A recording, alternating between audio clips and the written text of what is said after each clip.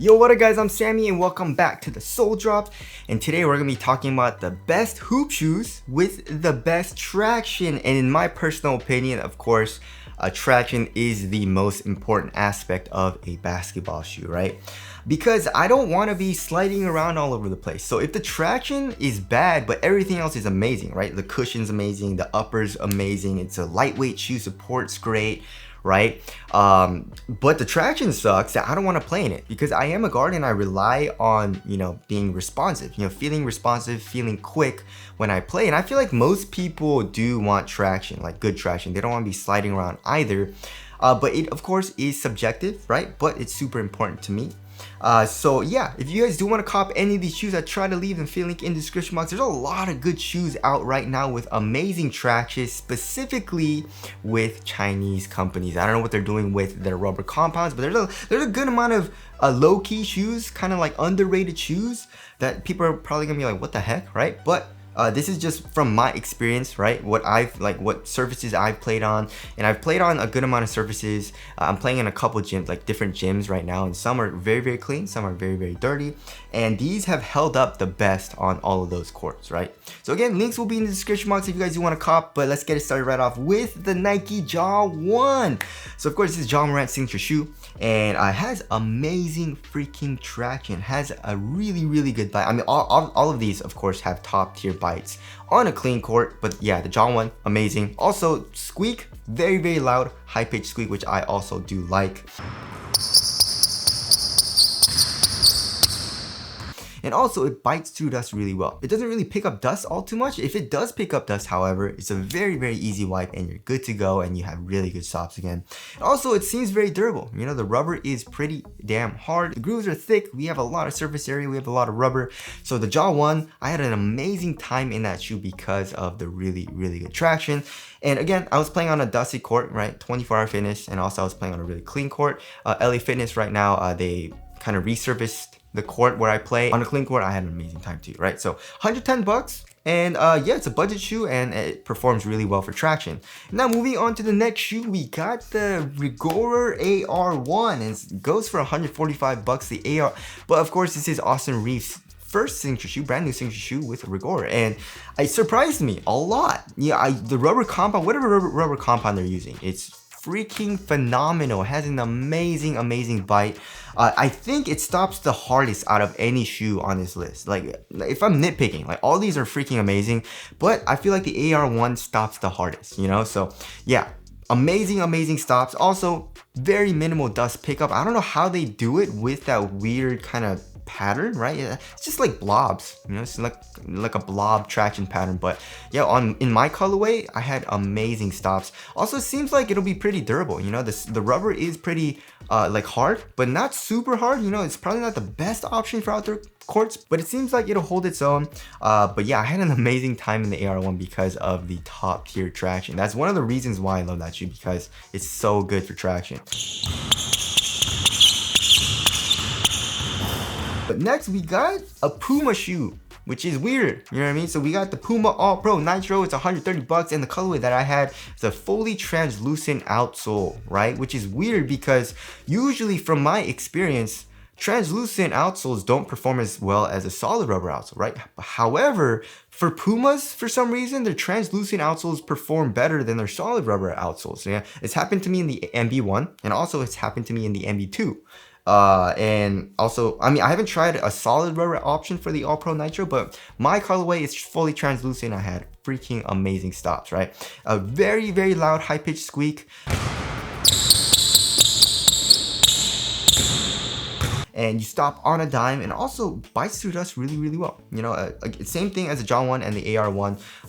Just do a very easy slight wipe, but it doesn't really pick up dust that much, and you're good to go. Also, durability seems like not the best, but if I feel like it'll be okay, you know what I mean? The rubber, like, there's not a whole lot of surface area, but the rubber is kind of like on the harder side of things, so you should be okay on an outdoor court. But if you're playing on the indoor basketball court, you should be fine, right? All right, next we got the Zoom Freak 5. It's 130 bucks, and it surprised the hell out of me because the Zoom Freak line, in my personal experience, hasn't been the best for traction, I guess, besides the 2. The 2 was really good, but the 1 was the 3 was the 4 was, it was good, but not like top tier, right? But the 5 top tier. You know, I had amazing stops. I would say it picked up a little bit more dust than all the other shoes that I just mentioned, but it's still not super quick, right? And also, like all the other shoes, it's a very easy wipe. You just do 1 to 2 very slight wipes, and I was good to go. And yeah, so very good dust performance, also very good performance on a clean court. And if you're gonna be playing on an outdoor court, you should be fine because there's so much surface area, right? So the rubber is kind of on the harder side of things, but there's just so much rubber, so much of the, you know, that pattern, like the Giannis Antetokounmpo's logo, that I feel like it'll be good, right? So yeah, Zoom Freak 5, very nice. Next, we got the 808-3 and the 808-3 Ultra. It's weird because they changed up the outsole pattern, right? Remember from the 808-2 to the 808-2 Ultra, they kept it the same, but the 808-3 to the 808-3 Ultra, they changed it up. However, they're still both very nice. I had amazing stops in both of the shoes. I would say both of the shoes pick up a little bit more dust than all the other shoes on this list. But like I said, however, it's a very easy wipe. You know, just do 1 to 2 slight wipes and you're good to go. Still really good performance on dust. Also, durability should be fine. You know, it's leaning, you know, it's way away. They make very durable outsoles, and yeah, very hard rubber as well. So the 808-3 and 3 Ultra, the regular 3 is cheap, it's 120 bucks. The Ultra is 160 bucks, which kind of sucks, but yeah, they're both very good for traction performance. Next, we got the Player One Plus, which is weird, you know what I mean? So the original Player One had nubs, right? Amazing top tier traction, so that one's really good still, but durability was an issue. The rubber is super duper soft, the grooves are very thin, right? So they listened to us. Serious Player only listened to our feedback and then made a very durable outsole. The rubber is freaking hard, and the grooves are thick. You know what I mean? So you should be fine. You should be good to go if you're playing on an outdoor court. But I don't know what they did with the rubber compound because it's a really stiff rubber, right? It doesn't really move. So you would think that it wouldn't bite super duper well, right? But it bites extremely well. It has an amazing stop, a very hard stop actually, and also bites through dust really well, right? So yeah, the Player One Plus, I don't know what they did, but they made some upgrades and it performs very it's a top tier traction pretty much. So yeah, Player One Plus, you should be fine. Next, we got the AG4. I'm still testing it out, but I'm pretty much done testing it. It has amazing stops as well. It does pick up a little bit of dust though. It does pick up a little bit of dust, I feel like, because the grooves are very close together. So I do have to wipe a little bit more than all these other shoes that I'm playing in, but it's still amazing stops on a clean court. And I still don't really mind wiping because it's not like that frequent that I have to wipe even on a clean court for the AG4. So dust performance is still very nice. It has a lot of squeak, it's very loud, and durability, it should be pretty good. So the AG4 only for 100 bucks. I'm having an amazing time actually in that shoe. Next, we got the Son of Flash. By way of weight, it's 135 bucks. My favorite shoe as far as the aesthetics go, but also the traction. It has like a herringbone traction pattern and has an amazing freaking stop. On a clean court, of course, you stop on a dime, and also it has very minimal dust pickup. Bites through dust extremely well too, so you should be good to go in those departments. And also durability should be fine. The rubber is pretty thick, and also you have a lot of surface area, and also the rubber's pretty hard. So yeah, Son of Flash is an amazing shoe overall, and also for traction. All right, next we got, of course, any shoe with Flowtro, right? Or I guess Flow. So I guess like the Curry 9, Curry 10, all the Flowtros, the Flow Future X, you know, so pretty much every single freaking Under Armour shoe. You know what I mean? So yeah, if you're playing on a clean court, it stops too hard. It stops way too hard.